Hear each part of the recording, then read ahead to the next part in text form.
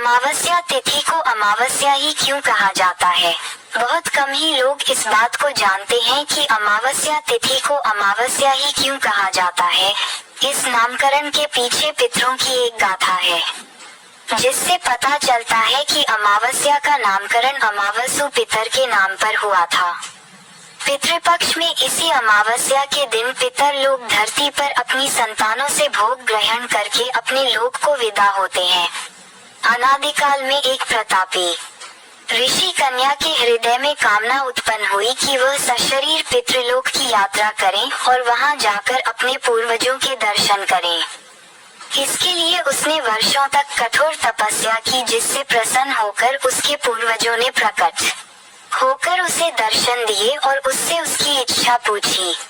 लेकिन पितरों के स्वरूप को देखते ही वह अपनी इच्छा को भूल गई। पूर्व में उसने सोचा था कि सभी पितृगण वृद्ध और शरीर से अशक्त होंगे, लेकिन उसने देखा कि पितृगण युवा और कांतियुक्त शरीर के दिख रहे थे। चूंकि पितृलोक में आयु का कोई प्रभाव नहीं पड़ता, अतः सभी पितर नवयुवक थे।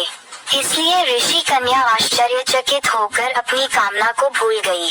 प्रकट हुए पितरों में एक अमावसु नाम के पितर थे जो अत्यंत सुंदर थे। ऋषि कन्या उनका स्वरूप देखकर उन पर मोहित हो गई और वह उस कामना को भूल गई जिसके लिए उसने तप किया था।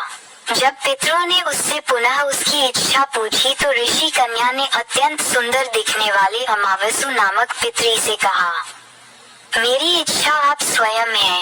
मैं चाहती हूँ कि आप मुझे अपनी धर्मोपकार करें।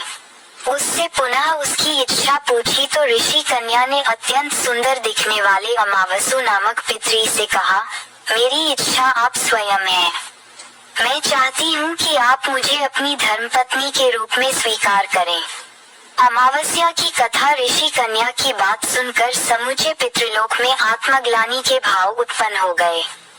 भला किसी पितर की अपनी संतान उससे विवाह की कामना करें, ये कैसे संभव हो सकता था?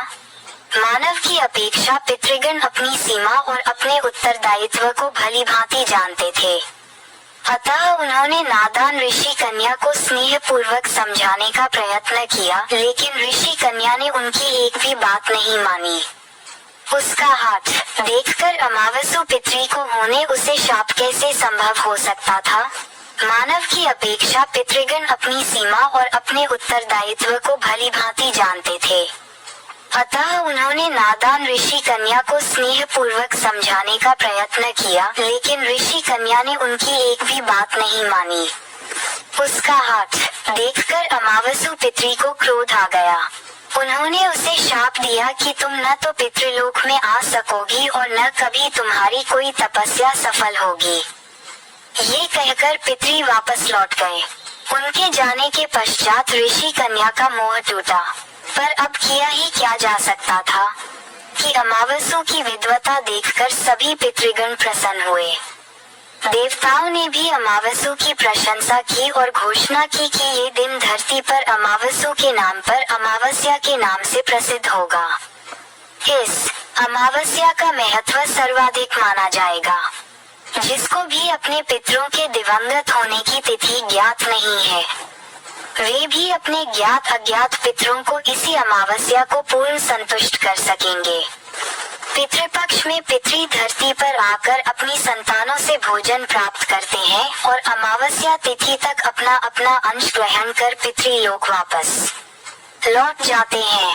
अमावस्या तिथि को जो भी अपने पितरों के निमित्त श्रद्धा पूर्वक नमन करता है, पितरों के आशीर्वाद से उसकी बाधाएं दूर होती हैं और उन्नति का मार्ग प्रशस्त होता है।